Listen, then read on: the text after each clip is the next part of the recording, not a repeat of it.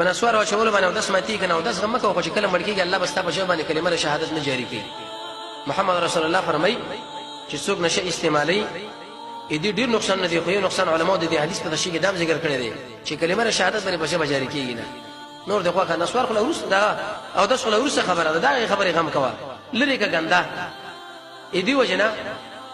سلف صالحینو به کله ذکر کوو په دخل کې به چې مسواک استعمال نه کې ذکر به نه کول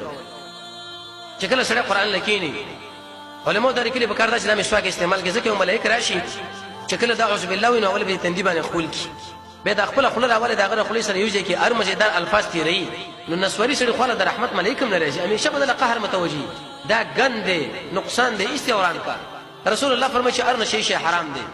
چې کله سره د نسوارو سره عادت نه دا ورواچو باغه به نشه راولي کني راولي بس رسول الله دې خبره د وجه نه ټول باندې باندې راځي چې وفا وکړو کلک وعده سره وکړو چې موږ به دا پریدو به کې نه پریدو بس الله تعالی سره فرض افریدي